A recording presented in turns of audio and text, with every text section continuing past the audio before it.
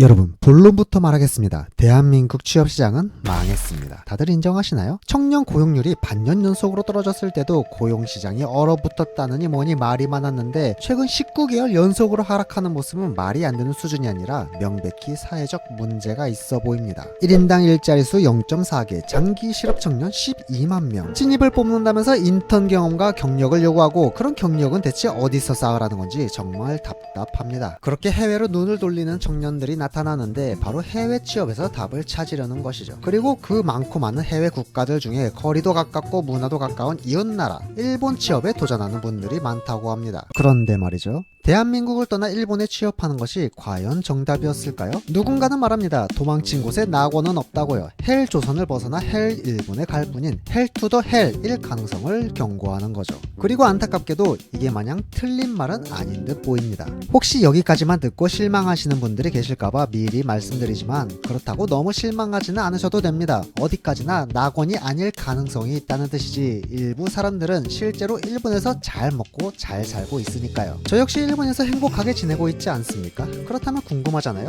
누구는 일본에서 지옥을 경험하고 귀국하는데 누군가는 일본에서 낙원을 경험하고 계속 살아가는 걸 선택하는 데에는 도대체 무슨 차이가 있는 걸까요? 이 차이점에 대해서 각종 통계자료 그리고 덕진이어가 직접 6년간 봐왔던 일본의 현실을 참고해서 알기 쉽게 핵심만 쏙쏙 골라 말씀드리겠습니다. 한국의 평균 구인 배수는 0.4, 일본의 평균 구인 배수는 1.2. 사실 청년들이 일본의 취업시장으로 눈을 돌리는 가장 큰 이유라 할 수 있는데요. 한국의 1인당 일자리 수가 너무 적다 보니 아직 일자리가 남아도는 일본이라면 그래도 취업은 할 수 있을 것이라고 기대해 볼만 하다는 거죠. 한국도 구직자가 없어서 일자리가 남는다던데? 일본도 인기 직업은 경쟁이 치열하다던데. 네, 맞습니다. 한국에 일자리가 아예 없는 것도 아니고 일본이라고 선호직, 비선호직이 없는 건 아니에요. 그럼 한국과 일본이 대체 뭐가 다르길래 매년 일본에 취업하러 가는 한국인이 점점 많아지는 걸까요? 그들은 대체 뭘 보고 가는 걸까요? 한국과 일본의 근본적인 차이는 일자리 경쟁의 바닥이 존재하는가입니다. 예를 들어 한국은 인기가 많은 일자리 경쟁을 포기하고 눈을 낮춘다고 해도 경쟁이 사라지지 않습니다. 아무리 눈을 낮추어도 경쟁의 바닥이 보이질 않죠. 결론적으로 적당한 수준의 일자리는 고스펙과 경력자들의 경쟁으로 치열하고 아무도 찾지 않는 일자리만 남을 때까지 경쟁은 사라지지 않는다는 거죠. 심지어 요즘은 중소기업에서 요구 스펙이 높아지고 경력자를 우대해주는 추세라고 하니 말 다 했죠. 그럼 일본은 어떨까요? 모두가 가고 싶어하는 대기업은 당연 경쟁이 치열하지만 눈높이를 조금만 낮추어도 양질의 일자리가 넘쳐납니다. 구직자보다 일자리 수가 더 많으니 어찌 보면 당연한 결과라고 할 수 있겠네요. 그럼 괜히 킹받잖아요? 왜 일본은 일자리가 이렇게 많은 걸까요? 일본의 일자리가 많은 데는 여러 이유가 있는데요. 30년 전부터 꾸준하게 노동인구가 감소한 영향도 크고 직무가 세분화되어 있기 때문에 업무가 잘게 쪼개져 일자리가 맞춤형으로 많이 생겨나는 부분도 있고 가장 큰 부분은 임금보다는 고용을 늘리기로 사회적 합의가 이미 이루어졌다는 부분이라고 할 수 있겠네요. 그럼 한국은 돈을 몰아주는 거고 일본은 다 같이 적게 받는다는 건가? 뭐 반은 맞는 말이죠. 신입에 한해서는 한국보다 일본이 급여가 많이 작은 경향이 있습니다. 일본의 평균 신입급여는 월 23만엔 수준이고요. 대기업이나 금융권이라고 하더라도 월 급여가 30만엔을 넘는 경우는 흔하지가 않습니다. 결론적으로 말하자면 일본의 기업은 한국의 기업보다 인건비에 대한 부담이 적기 때문에 똑같은 일에 2명을 고용할 수 있는 조건이 만들어지고 결국 일자리 또한 2배 이상 더 많을 수가 있는 것이죠. 말하자면 이겁니다. 한국은 정말 가기 싫은 일자리 빼곤 전부 고스펙자와 경력자들의 전쟁터가 되었으니 차라리 일본에서 취업하는 게 그나마 양질의 일자리를 누릴 수 있는 거 아닌가 라고 생각하는 청년들이 늘어나고 있다는 거죠. 그리고 그렇게 취업한 한국인들 중 많은 분들이 실망하고 귀국을 선택합니다. 일본에 취업한다는 건 굉장히 큰 결정입니다. 회사에 들어가 매달 월급을 받고 커리어를 쌓고 사회인이 된다. 이런 단순한 이야기가 아니라는 거죠. 사실은 인생에서 굉장히 중대한 결정이에요. 가족과 멀어지고 친구들과 못 만나고 생활 전반에서 외국인 취급을 받으며 전혀 익숙하지 못한 문화에 적응하고 언어 장벽의 외국인 차별의 외로움에 문제가 산더미입니다. 정말 심각한 문제는 일본 취업에 도전하는 대다수의 청년은 이 부분에 대해서 충분히 인지를 못하고 있다는 겁니다. 혹은 인지는 하고 있지만 한국을 벗어나야 하는 이유가 더 큰 것일 수도 있겠네요. 한국에서는 애초에 장래성이 있는 일자리에 취업이 될지부터가 막막하니까요. 그렇다면 일본에 취업한 한국인은 도대체 무슨 장애물을 마주하게 되는 걸까요? 한국인이 느끼는 일본에서의 불편한 점은 실로 방대한데요. 저 한 사람의 경험만 놓고 보아도 당장 수십 개가 쏟아져 나와요. 방에 인터넷 설치하는데 한 달 전부터 예약해야 하고, 핸드폰 하나 개통하는데 3시간이나 절차를 따라야 하고, 한국에서 20분이면 발급해주는 체크카드를 2주일이나 지나서 우편으로 보내는가 하면, 자가용 하나 마련하는데 주차장부터 계약하라느니 경찰서 허가 모시기 저시기, 불편한 게 하나둘이 아닙니다. 장담하는데 제가 일본에 와서 불편했던 이야기 영상으로 작정하고 만들면 2시간 꽉꽉 채워서 만들 자신이 있습니다. 뭐 그만큼 불편한 게 많았다는 뜻이죠. 생활만 불편하고 끝나면 차라리 다행이겠죠. 불편함은 직장에서도 온갖 형태로 찾아오거든요. 일본어 조금 못한다고 은근히 무시하는 직장 동료에 앞에선 친절하고 뒤에서 뒷담화는 피곤한 인간관계, 업무는 뭐 이리 융통성이 없고 답답한지 그놈의 매뉴얼 절차 문화, 내가 회사 그만두겠다는데 대역죄인이 되어서 모두에게 사과해야 하는 요상한 문화에, 심지어 퇴직금은 기업 재량이기 때문에 고용계약할 때부터 퇴직금을 명시해 놓지 않으면 몇 년을 일해도 퇴직금이 없을 수도 있다는 거, 거기에 세금도 많아서 매달 월급의 5분의 1이 사라지는 등 결국 일본에서 살아가는 게 상상했던 것과 너무 다르다 보니 실망하고 귀국을 선택하는 사람들의 마음이 이해가 되는 것도 사실입니다. 여기까지 극복한다고 해도 문제는 한참 남아 있습니다. 가족 그리고 친구들과 멀어지는 것도 굉장히 진지하게 생각해 볼 필요가 있거든요. 부모님 생신, 한국의 명절, 각종 경조사 등등 한국과 아예 연을 끊을 게 아니라면 영향을 받을 수밖에 없고 한국에 방문해야 하는 상황이 계속 찾아올 겁니다.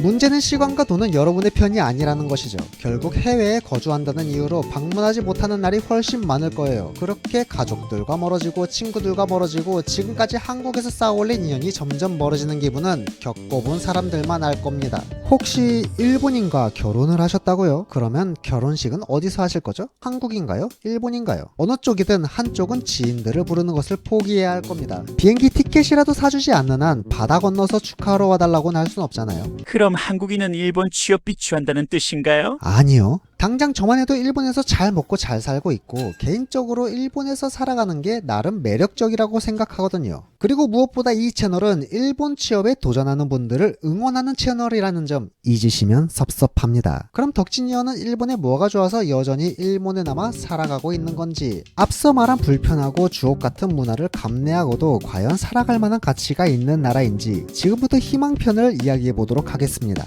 첫 번째로 말씀드릴 건 비교 경쟁 문화에서 벗어날 수 있다는 점입니다. 단순히 서로 참견하지 않아 좋다는 걸 넘어서 인생 전반적으로 경쟁에 치열함이 없다는 점이 좋더라고요. 일본인들이 분수에 맞게 살아가는 걸 미덕으로 여긴다는 이야기는 많이 들어보셨을 텐데요. 생활이 힘들어지면 급여를 올릴 생각보다 절약을 해서 버틸 생각부터 하는 게 일본인들의 일반적인 모습입니다. 그래서 한국인처럼 몸값을 올리고 커리어 스텝업에 진심인 사람들은 필연적으로 쉽게 눈에 띌 수밖에 없고, 안 그래도 구인 문제로 골머리를 썩히고 있는 일본 기업 입장에서는 이러한 인재를 눈에 불을 켜고 찾아다니는 게 현실이거든요. 오죽하면 일본에서 짧은 기간에 연봉을 몇 배로 올렸다는 한국인들이 하나같이 한국보다 쉬웠다고 하는 게 마냥 뜬구름 잡는 소리는 아니었다는 거죠. 이러한 부분을 잘만 이용하면 한국에서보다 더 적은 노력으로 큰 보상을 얻어낼 수 있다는 점에서 초반에 급여가 적다는 부분도 충분히 극복이 가능하다는 거죠. 그리고 서로 참견하지 않고 비교하지 않는 건 생활 속에서도 장점으로 나타납니다. 일본은 가진 사람이 뽐내는 걸 품위 없게 여기는 또 요상한 문화가 있기 때문에 자랑하고 훈수하는 걸 좋아하는 속된 말로 꼰대를 볼 일이 거의 없다는 점도 장점이 되겠네요. 일본에 취업하고 좋았던 것 두 번째, 바로 직장 내 상하 관계인데요. 직장 상사의 갑질이 디폴트 값이 아니라는 점이 좋더랍니다. 한국에서는 높은 확률로 불편한 존재일 수밖에 없던 직장 상사가 일본에서는 많이 다르더라고요. 부하 직원이라고 해서 업무를 막 던지지도 않고 부탁할 때는 조용히 다가와 굳이 무릎을 굽히고 조곤조곤한 목소리로 부탁하는 모습이 처음엔 충격적이면서도 은근히 좋더라고요. 여기에 더해 회식에 강제로 참여하는 문화가 없다는 점이나 상사 비위 맞추는데 목숨 걸 필요가 없다는 점도 굉장히 마음에 들었습니다. 일본의 답답하고 융통성 없는 행정 처리도 일본 직장에 들어가서 일을 해보면 이게 오히려 좋은 것일 수도 있다는 생각을 하게 될 겁니다. 물론 서비스를 받는 입장에서는 절차도 귀찮고 시간도 오래 걸려서 답답할 순 있겠지만 직원 입장에서는 매뉴얼대로 안 되는 건 안 된다고 하고 모든 책임은 회사 규정에 넘기면 끝이니까요. 괜히 일개 직원이 융통성 있게 어떻게든 해보려고 애쓰면서 에너지와 시간을 소비할 일도 없고 일이 잘못되었을 때 직원 개인이 책임을 질 일도 없으니까요. 애초에 일본은 일손이 부족하면 서비스 질을 낮추는 것으로 사회적 합의가 이미 이루어져 있습니다. 회사 시스템상 안 된다고 하면 신기하게도 상대도 금방 포기를 하고 더 이상 고집을 부리지 않습니다.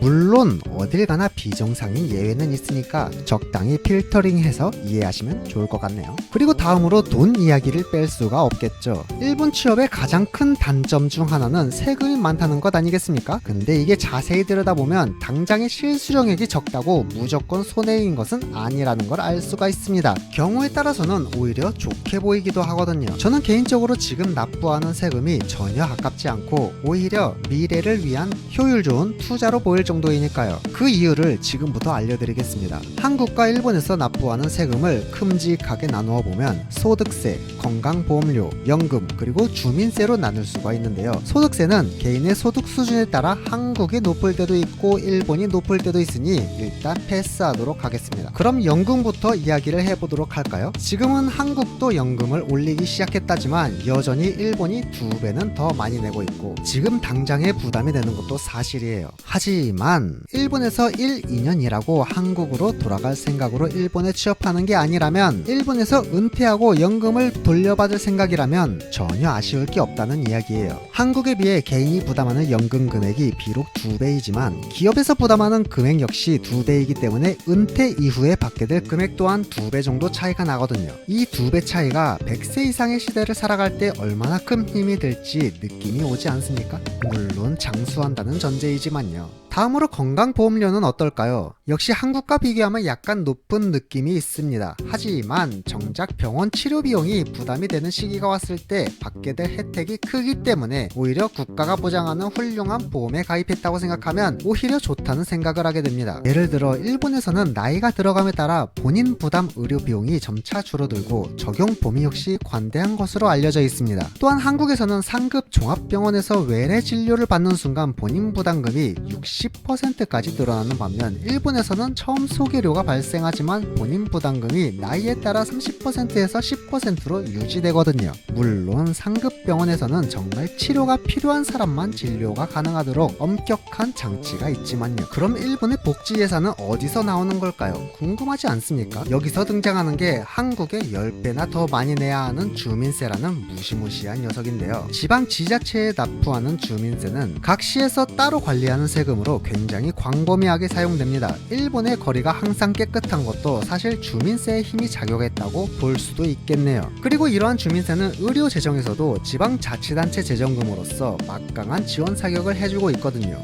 결론적으로 말씀드리자면 일본에서 조금 더 떼어가는 세금은 다양한 방식으로 결국 돌아온다는 이야기입니다. 나에게 혹은 우리 가족에게 말이죠. 단 일본에서 은퇴할 때까지 거주한다는 전제로요. 사실 일본에서 살아가는 장점을 이야기하자면 사람마다 느끼는 것도 다르고 조건도 다르기 때문에 나열하고자 하면 끝이 없습니다. 어떤 사람은 외국인이라는 점이 오히려 메리트로 작용할 수도 있고 취업할 때 전공과 다른 분야에 도전하는 사람은 전공이나 경력에 상관없이 면접 기회를 잘 주는 일본 기업의 신입 채용 문화에서 메리트를 느낄 수도 있는 거고요. 결국 중요한 건 본인 생각하기 나름이라는 겁니다. 일본 취업의 단점만 보기 시작하면 끝도 없이 단점이 쏟아져 나올 거고 장점만 보기 시작하면 수많은 장점이 보일 테니까요. 그런 영상 처음에 나왔던 질문을 다시 보도록 해보죠. 누구는 일본에서 지옥을 경험하고 귀국을 한다는데 누군가는 일본에서 낙원을 경험하고 계속 살아가는 걸 선택하는 데에는 도대체 무슨 차이가 있는가? 네, 이제 답이 보이시나요? 본인이 살아가기로 정한 곳에서 무엇을 보고 살아갈 것인가? 라는 거죠. 일본의 장점을 보고 긍정적으로 살아갈 것인가? 단점을 보고 부정적으로 살아갈 것인가? 선택은 여러분의 몫입니다. 영상 시청해주셔서 감사합니다. 여러분 좋은 하루 보내세요.